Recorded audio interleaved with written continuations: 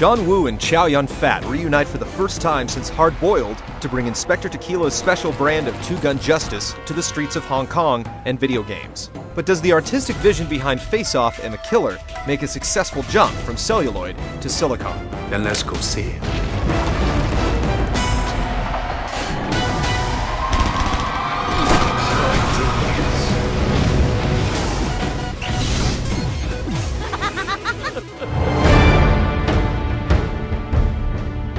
Inspector Tequila is back, ready to take down scores of would-be cop killers, drug dealers, and Russian mafiosi. The plot picks up with a steady line of betrayals and other surprises, like massive shootouts at a museum and a steady stream of bad guys screaming, "Is there no one who can kill this cop for me?" Suffering from the Metal Gear syndrome, nifty action sequences pad the experience, but you don't get to control most of them. The story is filled with tough guy cliches, "Watch your step, Tequila. You go out of bounds, you'll lose your badge." hard cops killing hoods, and a body count to rival the Battle of Antietam, but it's almost completely in the domain of bookend cinematics. With the technology available, there's no reason for the separation between play and plot. It's not to say that the action in the game isn't very John Woo, but when you see Tequila flipping out and doing awesome movie stunts, you'll be wondering why you aren't the one controlling the action.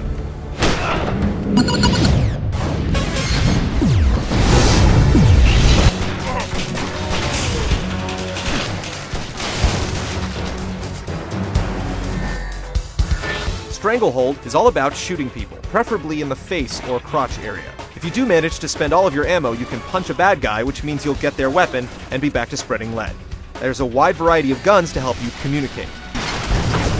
The game stands out with its gimmick Tequila Time, which lets you slow-mo Max Payne style to take out bad guys, diving out of cover to rain down death.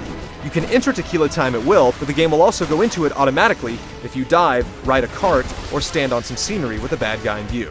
The other side of the coin is the stylish kills. Kill a guy in real time and you get a little bit of style, but you can go slow-mo, swing from a makeshift chandelier, and pop him in the head for a lot more. This fills your Tequila bomb meter, which allows you to heal yourself, target a shot, do more damage, or even clear a room of triad scumbags.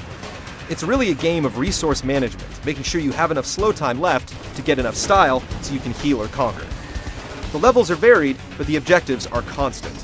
Kill everyone.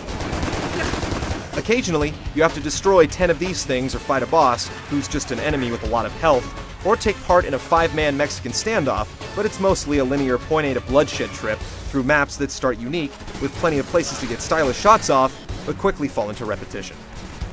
The multiplayer, limited to deathmatch and team deathmatch, is an afterthought. It tries to incorporate the slow-mo and Tequila bomb powers, but it doesn't really pull it off.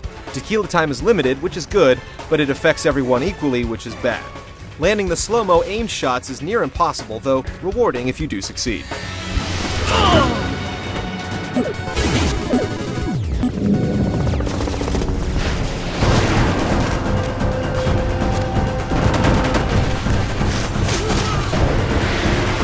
While the shooting is inherently rewarding, it feels odd to get a kill at 100 feet and get almost nothing out of it, while the slow-motion close-range headshot has the accolades pouring in. The levels also tend to go on for too long, and a lot of the things that are rewarding at the game's outset, like shooting someone in the crotch, eventually get old. Tequila bomb abilities unlock throughout the game, but aside from this, nothing really shakes things up. When grenades are finally introduced more than halfway through the game, you may even forget to use them. Definitely the highlight of Stranglehold is using the environment to pull off crazy shots. Shooting the supports on a sign only for it to come crashing down on an enemy never gets old. And this is the one case where you do get your just rewards. There's never been a game with environments as interactive as these, and it's undoubtedly what Stranglehold will ultimately be remembered for.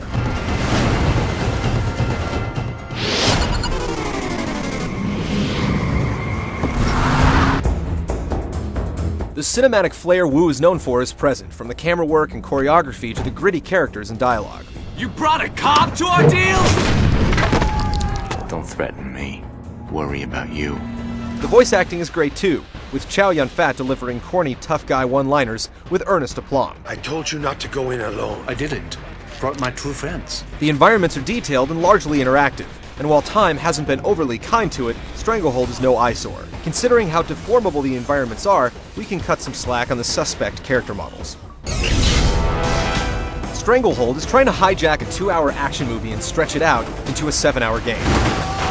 The concepts are great, the controls work, and there are plenty of cool things to do, over and over again, as a badass cop. But keeping that sort of intensity is a challenge all its own. and throwing endless waves of enemies at the player isn't the way to do it.